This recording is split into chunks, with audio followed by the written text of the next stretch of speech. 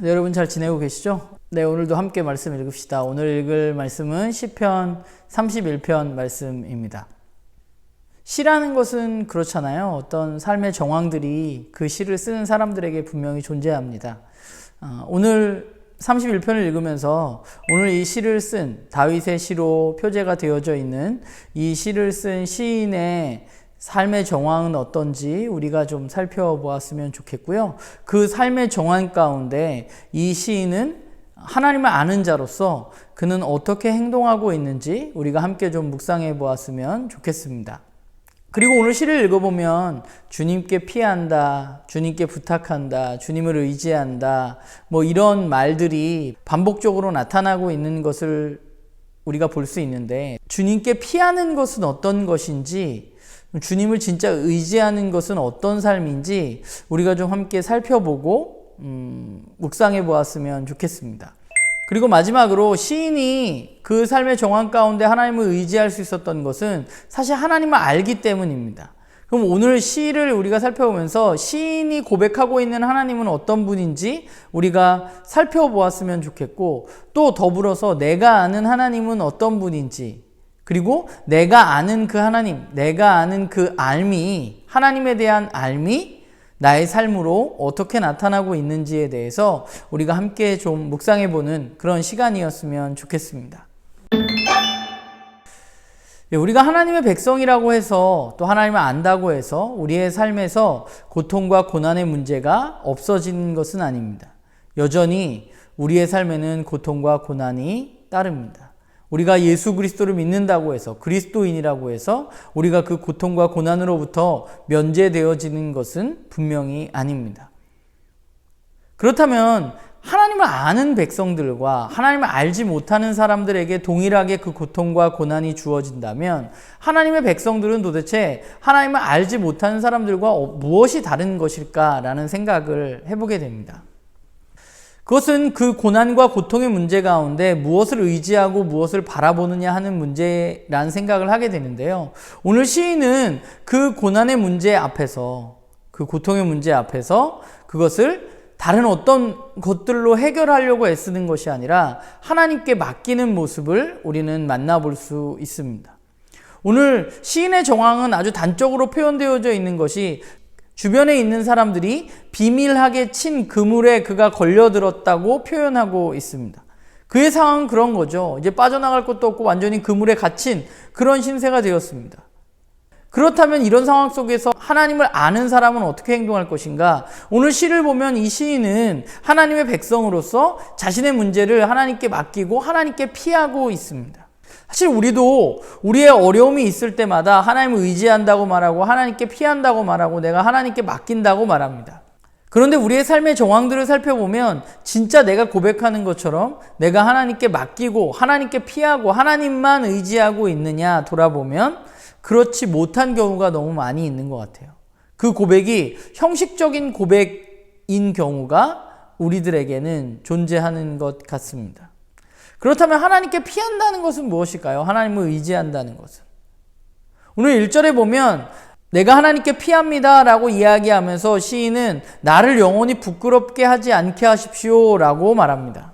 하나님께 피한다는 것은 내가 부끄러울 일을 하나님 앞에 맡긴다는 의미인 것 같아요. 우리는 왜 부끄럽나요? 우리가 세상 속에서 부끄러운 이유는 무엇인가요? 다른 사람에게? 우리가 살아가는 이 세상 속에서 사실 우리의 부끄러움은 세상적인 가치들로 판단되어진 부끄러움이죠. 돈이 없어서 부끄럽기도 하고, 지식이 없어서 부끄럽기도 하고, 힘이 없어서 부끄럽기도 하고,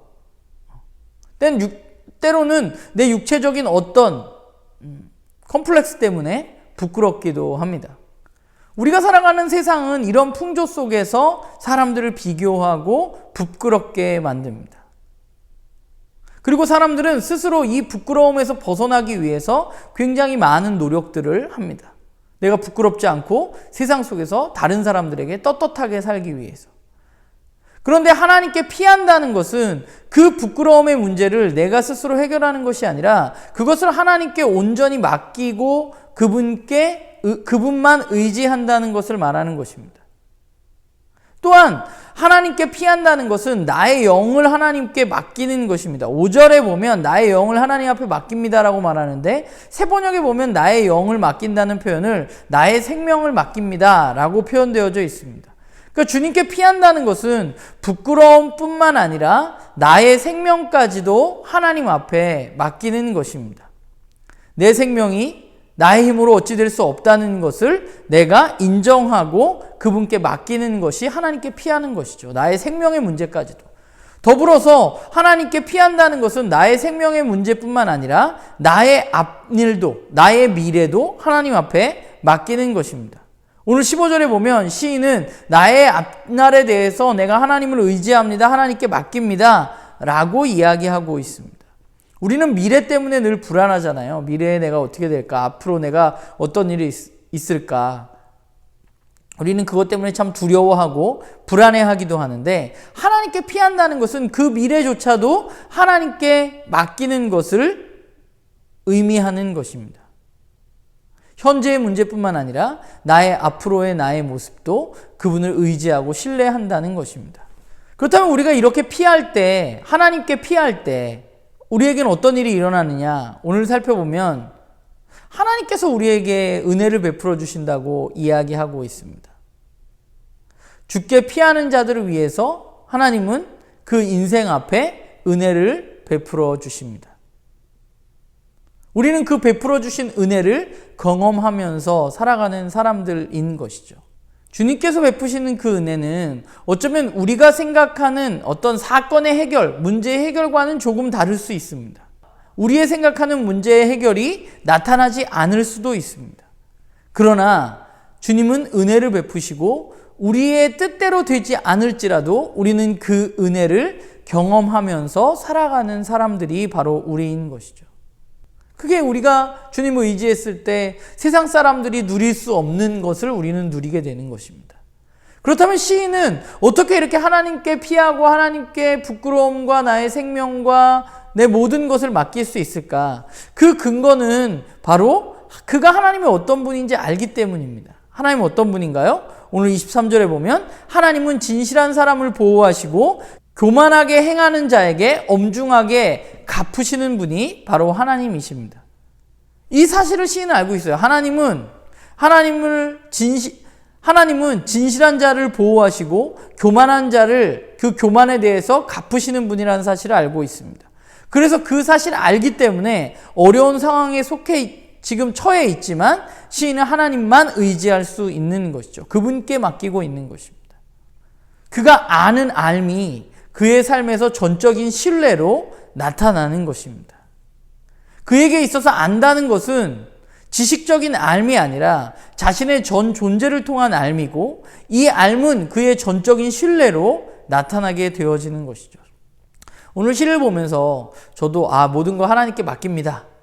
하나님이 이루실 겁니다. 라는 말을 참 많이 하는데 너무 또 이 고백조차도 너무 쉽게 내가 하고 있는 것은 아닌가라는 생각을 하게 됩니다.